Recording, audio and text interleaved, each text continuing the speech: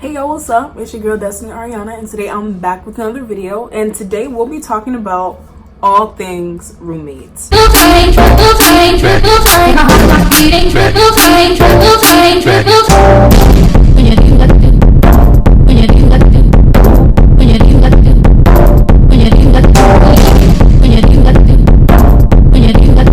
So when I say roommates, I mean things to help with bad roommates and also just general tips to help make your living situation livable. So if you would like some tips about rooming situations, stay tuned and keep watching. Before we get into this video, please make sure to like, comment, and subscribe and click the bell notification so you can get notified whenever I post a video. So per usual, I'm going to be referencing my laptop, so excuse me if I'm constantly looking over. But one of my first tips will be creating a roommate contract. So I know that for my orientation week as a freshman, we had an activity with our roommates where we created a roommate contract in which we talked about the things that we wanted for the room, expectations, and sort of came with a compromise to explain what our ideal living situation would look like. So that was also facilitated by our RA. So not only did we have a copy of our room contract, but our RA had a copy, which basically held everyone accountable for what they wrote in the contract, and then everyone signs it, and you guys know how contracts work. So that's just basically one thing to help your room with rules and guidelines, things that you would like and expect, things that you wouldn't like in your room. And it just overall helps your rooming situation because you have a written document that basically says this is what I want, this is what I don't want, and you guys all sign it. So it's like non-negotiable. These are the rules of our room, and if you don't follow them, then we got to talk about it and figure out something else, you know. When you guys make the rules or any guidelines for your room, make sure you do that within the first week of being there.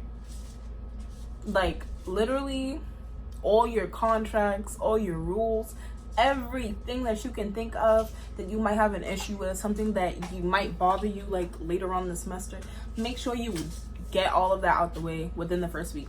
So whenever anything happens, it's not like a new rule like, oh my god, I never wanted you to have this many people over at this time. If you speak about all that way earlier, it sets expectations for you guys to follow later on. And like I said, when people sign the contract, there is a written document of things that you should follow and shouldn't follow. So definitely do that. Something else that I think is super helpful about college roommates is basically getting rid of that idea that your roommate is going to be your best friend forever. I mean, like me, I'm a junior now and I have the luxury of living with my best friend. I love you, shout out to you. But like, you gotta get rid of this idea as like a freshman, your freshman roommate is going to be your best friend for all 4 years of college, because that's very rare. It's rare that your friends your freshman year will still be your friends your senior year, but that is a topic for a different day. I think definitely going with an open mind about who you're going to be living with, but you know, don't expect that you guys are going to be the best of friends, because high expectations lead to disappointments, and we don't want disappointments. We don't want none of that. So my best advice to you is just getting rid of unrealistic expectations and expecting that, you know, you guys will get along. And if the friendship or relationship that you guys have excels and, you know, turns into something more, then that's amazing. You know, keep going with that friendship.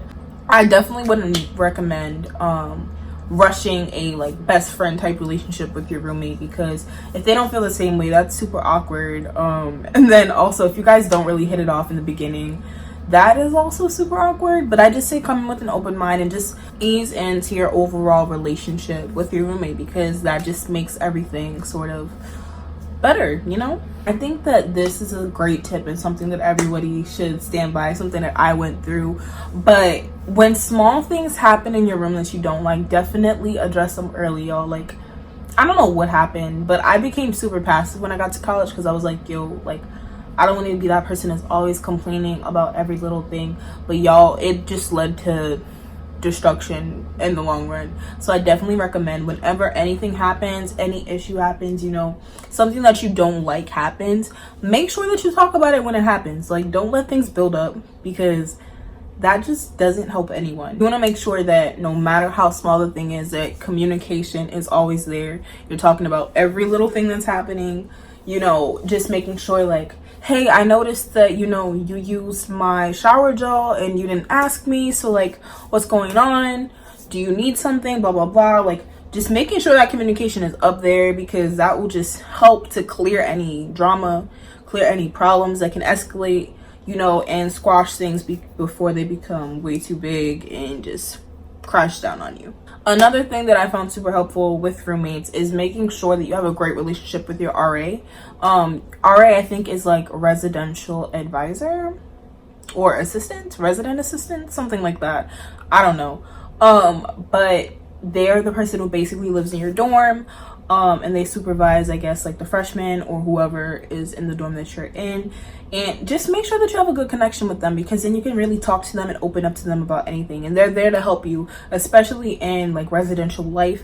Your RAs are your go-tos with any issue. Like, you can definitely try to solve anything that you can with yourself and with your roommates. But if you feel like it's out of your power and out of your control, if you feel like it's above you, definitely go to your RAs and speak to them about that, because they're trained to help you with those things, and it helps a ton. Something else that I learned for roommates is not to fight passive aggressiveness with passive aggressiveness. Like, if someone's not taking out the trash, you want to write a little note. Don't, like, it's just, you can simply tell someone, hey, like, take out the trash. I took out the trash this week, and I noticed you haven't been taking out the trash, and maybe you should do that. Like, literally a simple conversation, simple interaction helps a ton. It really does. Like, I'm telling y'all. I also recommend weighing out things that you want to address over text versus in person. Like, if something's small, like, hey, you left this on, and I'd appreciate it if you like left it off, like I turned it off for you or something like that, that's fine for me over text. But if there's a major issue that you definitely need to address with your roommate, don't do that over text, because y'all know how texting goes with figuring out different things. Like, you want to make sure that you guys are actually communicating in person and talking about issues that need to be talked about. Y'all, I'm just telling you guys all of these things because they're tips that I wish that I took into consideration. These lists are basically things that I've dealt with in ways that I've handled my issues after like going through trial and error with them. So please, like, when I tell you this, I'm just helping you avoid major problems. Please, when you're living with someone, you want your space to be, livable for everyone. Even if you're not the most organized person, maybe you just are very messy. My thing is, you just want to come to sort of a compromise between you and your other roommate. Like, if you have one super neat roommate and one roommate that is just completely messy, you guys have to come with some sort of compromise, because there definitely will be conflict. Just talking about, okay, like, if you want to be disorganized over here. I will be organized over here. We're trying to eliminate all future problems here. So on a positive note, since I feel like I've been hashing out about a lot of things to avoid with bad roommates, you want to make sure that you're making time for your roommate. If you guys are on some sort of like talking basis, I definitely recommend, like at Bowdoin, I know you guys may not know this, but they have this phrase called get a meal. Basically, when you get lunch with somebody, catch up with them, just make sure that at least once in a while you're like talking to them, checking up on them, seeing how things are, hey, how are you? How are your classes going? I definitely recommend, if you see signs that your roommate's really upset or going through something, you want to make sure that you're asking them about it. Like, you want to make sure that you're just like, hey, is everything okay? Like, do you need anything? You don't have to, be overly like in their space if they don't need it.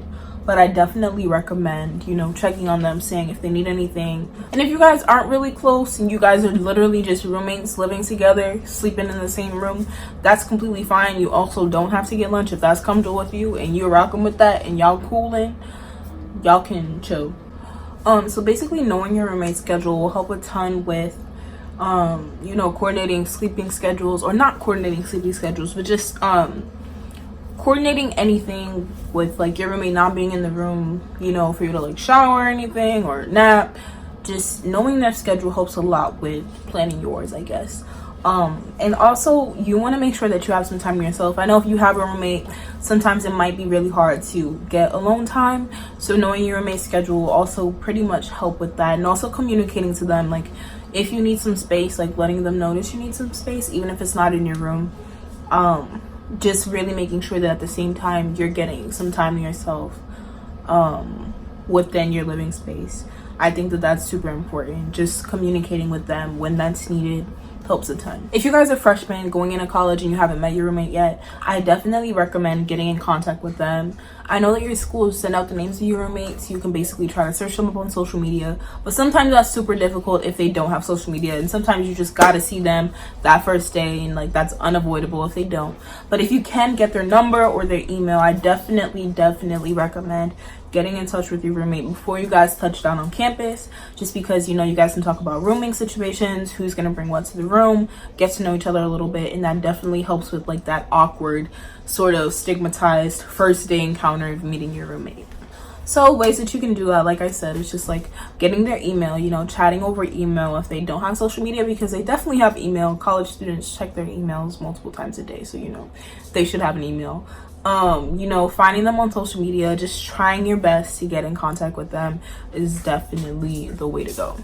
And for my returning roommates, just, you know, make sure that you're opening up to conversation about anything. Like literally, y'all, like I don't know how many times I have to express this in a video, but like communication is key. You want to make sure that you're talking about anything, whether it's good, bad, just communicating with your roommate about everything. Like you don't have to over communicate, but like, you know what I mean? If there's any problem, address it. If you're rooming with somebody that you already picked, that you guys picked as friends, and maybe, you know, things are falling off, or, you know, things aren't the same, making sure that you guys are talking and communicating about that. And also, if you're rooming with your friend, you want to make sure that you say your friendship is a priority. You know, even if you guys are clashing as roommates, you want to make sure that you're speaking about that and communicating about that, because you want to make sure that your friendship doesn't suffer just because your living situation is.